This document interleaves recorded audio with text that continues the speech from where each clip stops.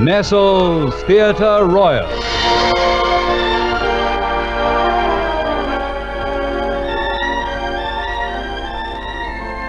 This is Laurence Olivier. I've chosen today a story by one of our favorite modern writers in England, Graham Greene, which has been adapted as a radio play. It is, perhaps a little unexpectedly, and I think delightfully, a comedy. I'm going to play the part of Nicholas Fenwick. And so now let me tell you Graham Greene's story, When Greek Meets Greek.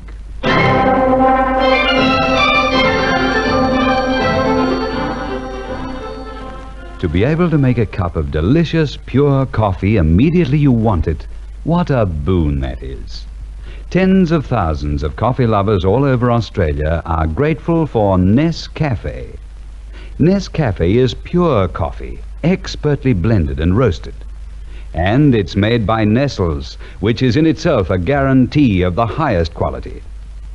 The truth is that money cannot buy a better coffee than Nescafe. There's no more delicious coffee sold. Nescafe has a richness of flavor and aroma that connoisseurs acknowledge to be unexcelled. Whether you drink your Nescafe black or with milk, you can be sure of perfection in every cup. By the way, have you tried Nescafe creamed with ideal evaporated milk? If you like creamed coffee, make it the ideal way. You'll love it. And now, Sir Laurence Olivier in When Greek Meets Greek.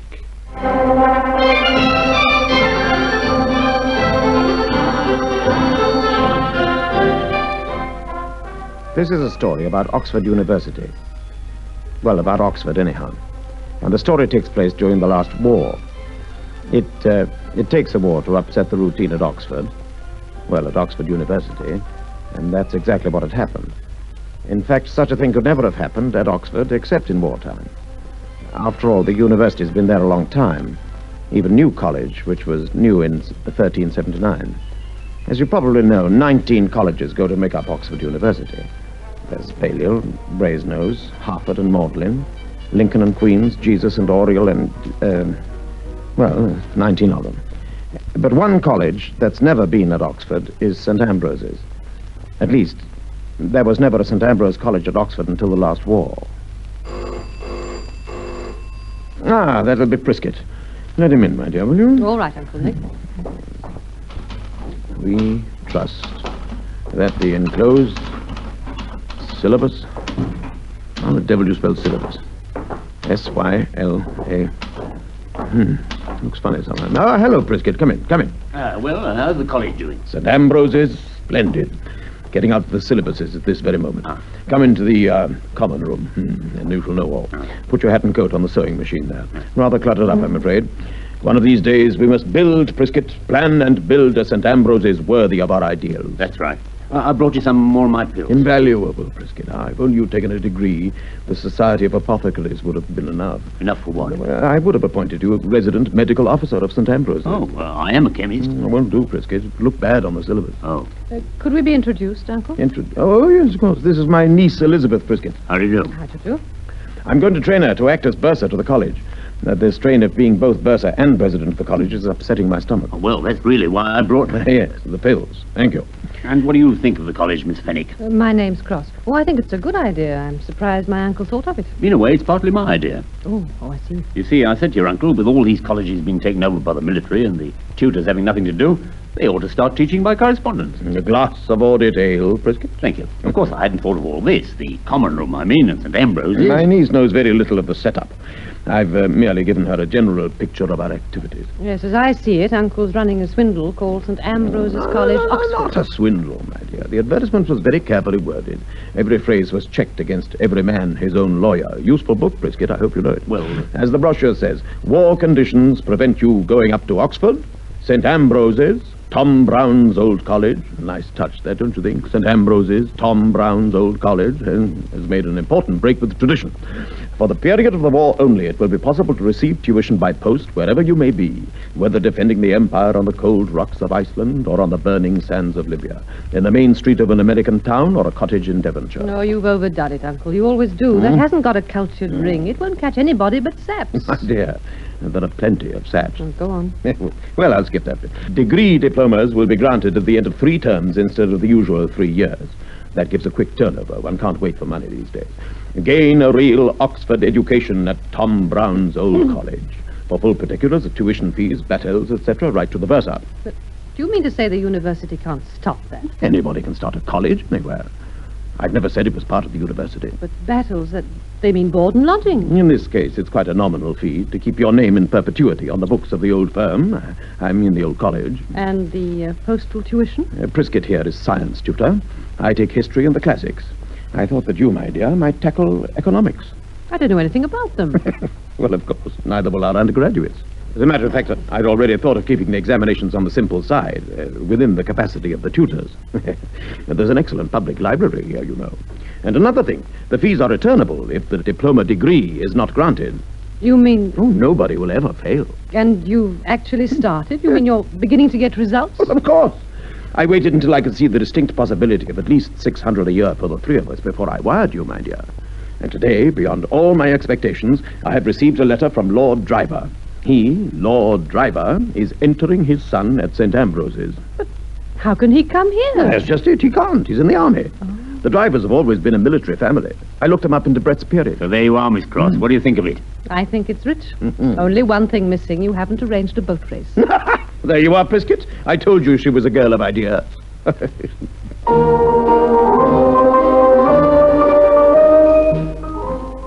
And now the scene shifts to London, where a figure of obvious, almost painfully obvious gentility is busily spreading spent tea leaves round the roots of a spotted aspidistra in a rented sitting room off the Marylebone Road.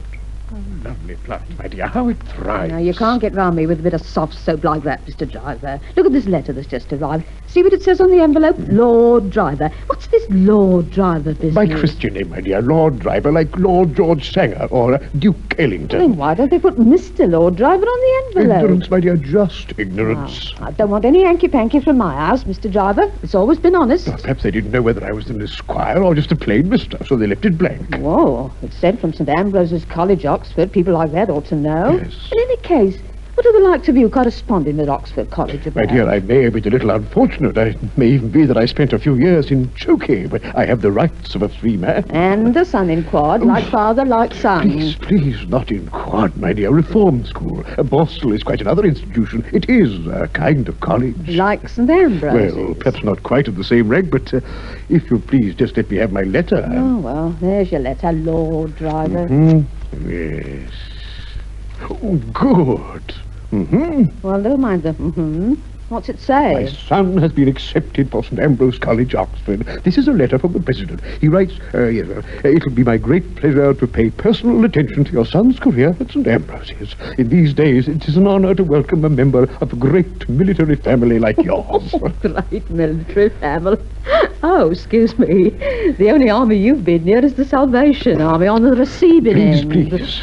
After all, it's only fitting that my son should go to Oxford. But how can he go? He won't be out of jail. Reform school for another 6 months, will he? Well, no, but when I say go to Oxford, that is a figure of speech. The course for which he's been enrolled is a correspondence course. What do they call it here? Oh, yes, a postal tuition course. Oh, one of them. Oh, I didn't know they did that at Oxford. A wartime emergency, my dear. Oh, yes, it will be, won't it? But will they let him do his lessons in Borstal? I mean, fill in his forms and things? I hardly suppose they would. I suppose as a sort of college themselves, they'd feel it was a sort of breach of professional etiquette, one of their students to correspond even with a college like St. Ambrose. Oh, would look a bit funny, wouldn't it? Them having to write to Borstal. In any case, it's the degree I'm thinking about. An Oxford degree. I thought of it as a sort of welcome home for the boy when they let him out. Well, then, who's going to take the course for him? You're not. No, not me exactly. No, I remember the first stretch I was serving, 3 years in Wormwood Scrubs. There was a man there they called Daddy. I've always kept in touch with him. Reverend Simon Milan, his real name was. Oh, well, quite a scholar. What, he what? A clergyman? Oh, only a short time prisoner, of course. We all were the Scrubs. Come to think of it, a prison is almost a university in itself. with the knowledge you find there. Doctors, financiers, clergy. And you're going to let him take the course in your son's name? Oh, I'll pay him, of course. Marvelous man. I can still hear him now, talking Latin to the warders.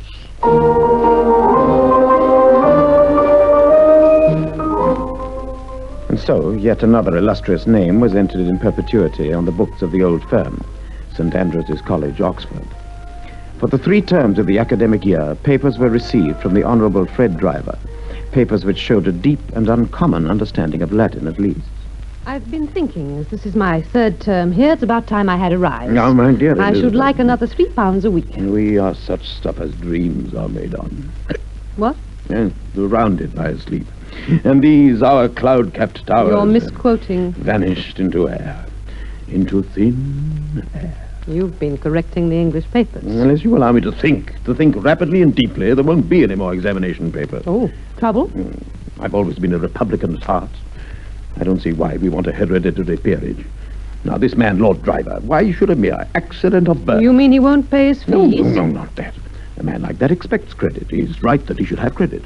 But he's written to say that he's coming down tomorrow to see his boy's college. Fat-headed, sentimental old fool.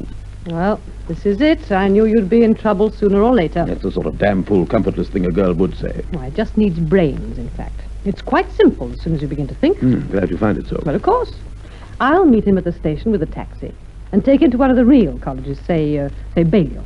Lead him straight through into the inner quad, and there you'll be, just looking as if you'd come out of the master's lodging. No, it won't work. How do you mean it won't work? Of course it'll work. No, he'd know it was Balliol. Nonsense. If he knew the first thing about Oxford, he wouldn't be sap enough to enroll his son at St. Ambrose's, would he?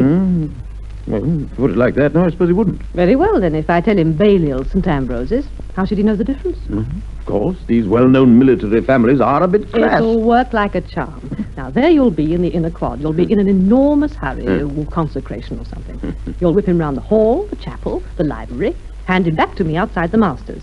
Nobody'll be there to make any trouble. They'll just think you're a couple of sightseers.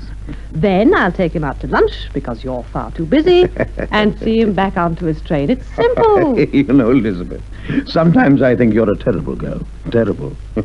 Is there nothing you wouldn't think of? Well, I wouldn't have thought up St. Ambrose's in the first place, probably. Oh. Anyhow, now we've got it on our hands, we've got to make the old place look good. Well, it couldn't possibly look better than Balliol, could it? No. Come to mention it, my dear, it couldn't.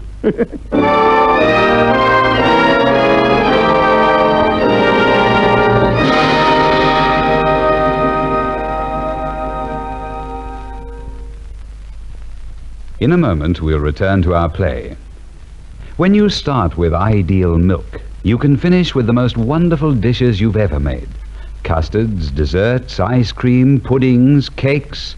In fact, every dish that requires milk. But it must be ideal.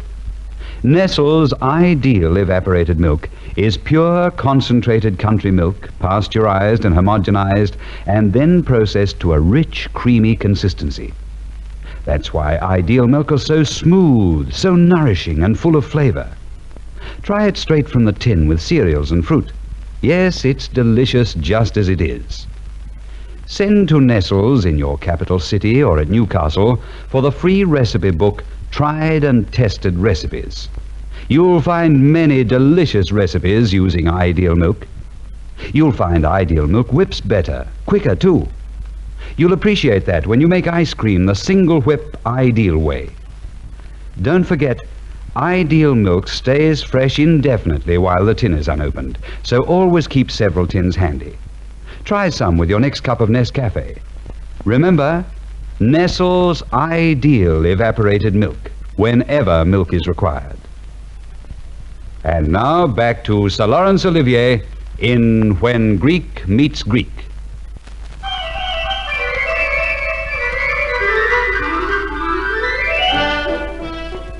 The next day, Elizabeth met Lord Driver at the station and brought him into the town by taxi. There could be no mistaking him as he stepped out of his first-class carriage. That air of slightly decayed gentility, the monocle hanging on its cord, the baggy trousers and the rather shabby hat. He looked like any eccentric peer in the land. Certainly nobody could have suspected that he wasn't a peer. Or could they, perhaps? Something about him worried Elizabeth slightly. It was almost as though he were afraid of her. He was so ready to fall in with her plans. It's really unfortunate that you should have chosen today of all days, Lord Driver. My uncle, the President, was most upset that he'll be able to see so very little of you. He asked me to make his apologies for him in advance. Oh, I don't want to be any trouble right here. No trouble at all. Very good of the President to receive me at all. Well, he'll be able to give you a very quick look around the college, of course. Yes. You've never been over St. Ambrose's, I gather? No, I'm afraid I never have. I don't want to cause him any bother, of course. It's just the bricks of the dear old place, you know.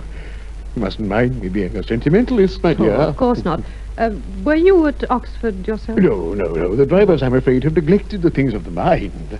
A family of soldiers, you understand. One generation to the next, soldiers, all of them. Well, I suppose even a soldier needs brains. Well, we believe so in the Lancers. What a pity there aren't any Lancers anymore. Oh, yes. What about your son? What's he in? My son. Oh, yes, my son. Well, he's undergoing a sort of military training. At Sandhurst? Sandhurst? No, not Sandhurst. More tactical, I gather. You mean a battle school? Yes, that'll be it, no doubt. Of course, I hear very little about it. Top secret, you know. Yes, of course. Well, here we are.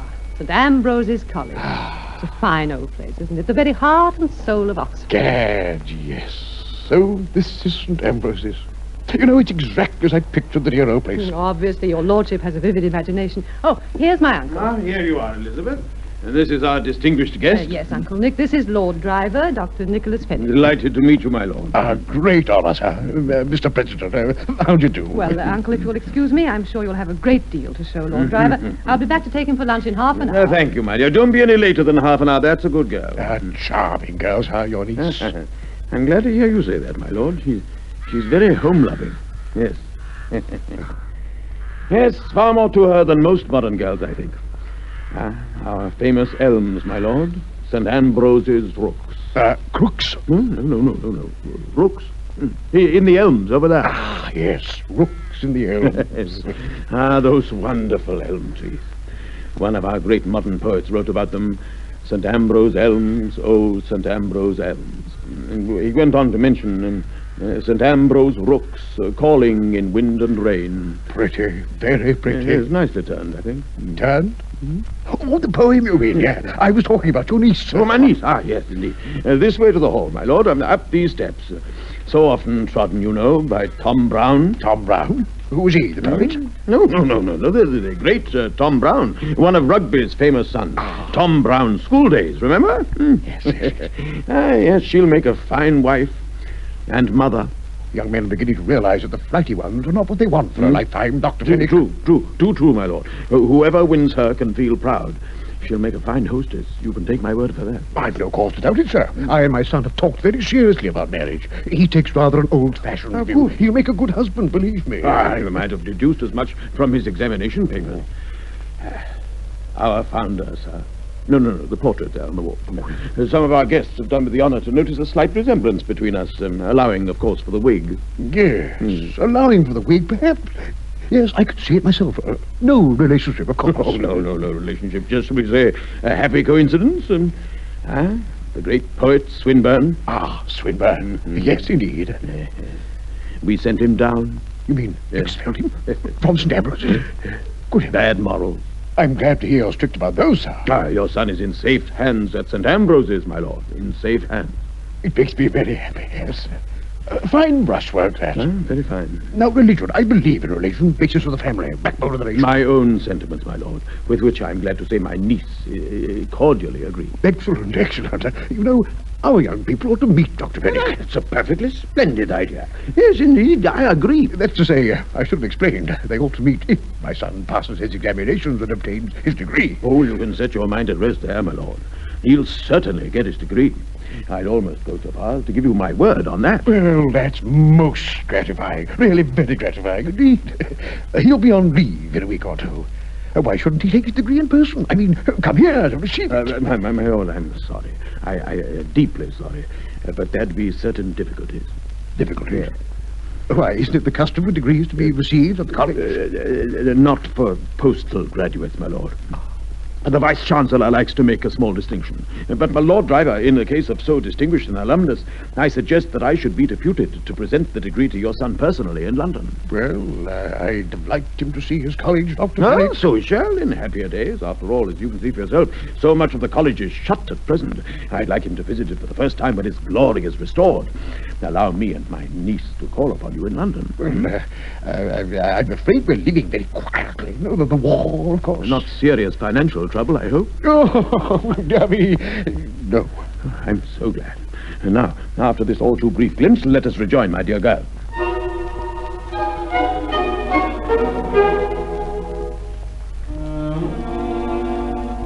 There could be no doubt about it. The Honourable Frederick Driver was St. Ambrose's most notable undergraduate. The college had not been fulfilling expectations of late, and the postman was paying only irregular calls at the master's lodging. Mr. Fenwick seemed to be far less anxious about the fact than Elizabeth had expected. Indeed, it almost seemed as though he had begun to regard the college as only a step towards something else. Exactly what, she couldn't make out. Well, it's lucky that somebody still sends in his papers regularly. Yes, that dear boy. I've just marked the Honourable Frederick 100% for classics. Extraordinary. I need quite a good crib to keep up with him. It's not often that Latin and Greek go with military genius. A truly remarkable boy. Well, he's not so hot on economics. Well, we mustn't demand too much book learning from a soldier, my dear. I suppose he really is a soldier. Of course he's a soldier. Lord Driver told me so himself. That's what I mean. Oh, well, we'll soon see anyhow. Yes. Only another week, and I shall have the pleasure of taking you up to town to hand him his diploma personally. You know, one thing struck me as rather funny. What's that, my dear? This idea of Lord Driver meeting us at Paddington Station instead of our going round to his house. What's funny about that? Well, nothing, except that we met him on the station here at Oxford. What?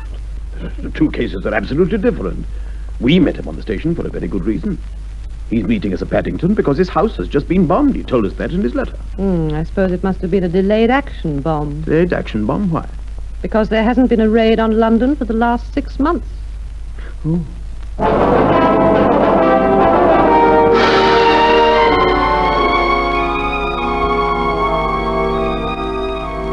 But Mr. Fenwick preferred to retain his trust in human nature. In due course, he packed a Bachelor of Arts gown and mortarboard in his suitcase, along with a Bible and the specially printed diploma, which had been rolled off for him by a friend with a firm of Anglo-Catholic printers. And with Elizabeth at his side, he duly arrived at Paddington Station. From there, the party of four retired to a private room at one of London's great hotels. Now, Frederick, I hope you're fully conscious of the honor that's being bestowed upon you. Yes, Dad. Just as long as we can get it over with. No, I hadn't an elaborate ceremony in mind, my boy. No, not in these dark wartime days. Merely by virtue of the powers in me vested and in recognition of your abilities as fully proved to our examiners, may I have the pleasure of handing you this degree diploma, and in token of your admission to our roll of Bachelors of the Arts, this cap and gown, which have never, I may say, been more richly deserved by one of our new graduates. Oh, well, thanks, Dr. Fenwick. I don't exactly know what I've done to deserve it. I don't seem to have done anything at all. Sorry, Dad. Anyhow, do I have to put them on?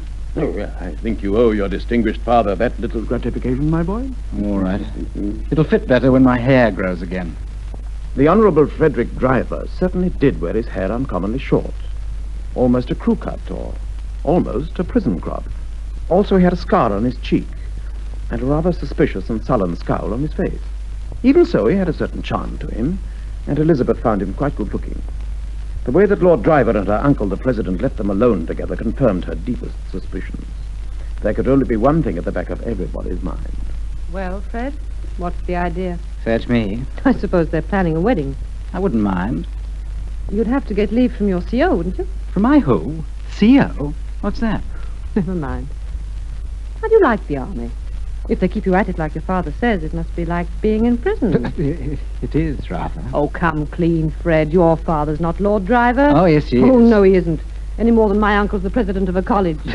As a matter of fact, I'm just out of reform school, Borstal. What about you? Oh, I haven't been to prison yet. Ha. You'll never believe me, but that ceremony and all that, it looked phony to me from the start. Of course, Dad swallowed it. My uncle swallowed your father and you. I couldn't quite. I'm not surprised. I told him he'd never get away with it, but that's Dad all over. Uncle Nick's exactly the same, just too silly for words and twice as gullible. By By the way, what did they send you to Borstal for? Oh, nothing that I did, just trying to cover up for the old man. You probably had to cover up for your uncle before now. Oh, have I? Poor dears, the things we have to do for them. That's right. And the next time he'll have to get himself out of the mess. Once is enough, so far as I'm concerned. Me too. I'll let you be a warning to me. They fell in love, for no reason at all, in the park, on a bench to save twopence, planning their fraud on the old frauds they knew they could outdo. Well, too bad the wedding's off. I'm sorry in a way. But it doesn't have to be off, does it? I'm still free. Well, we might discuss it, mightn't we? Why not? My uncle would certainly put up 500 odd to marry me off to Lord Driver's son. He would? Well, come to think of it, I'll bet Dad would cough up as much to marry me off to the President's niece. You know what? What? I think we ought to make both the old dears happy. And do you know what? What? So do I. Then they went back. They almost felt sorry for the old fools as their faces lit suddenly, simultaneously up because everything had been so easy, and then darkened with caution as they squinted at each other. This is very surprising. My goodness, young people work fast.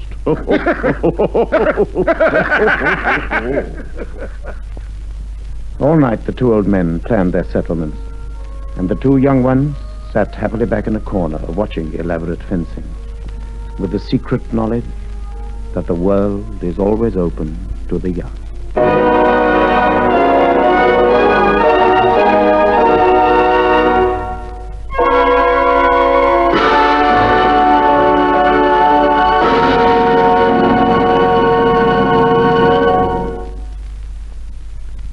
In a moment, we shall tell you something about next week's play.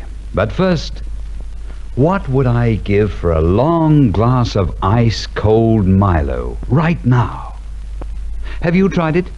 It's the most delicious iced drink that ever delighted the parched palate of perspiring mortals. And I mean what I'm saying. So easy to make, too.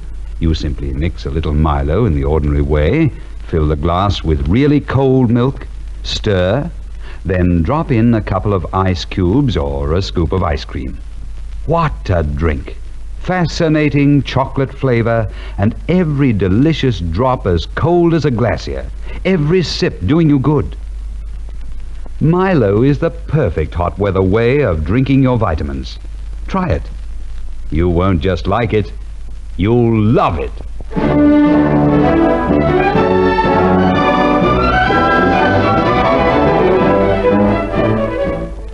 At the same time next week, Nestle's Theatre Royal will present Sir Ralph Richardson in an adaptation of Henry James's romantic drama, The Liar.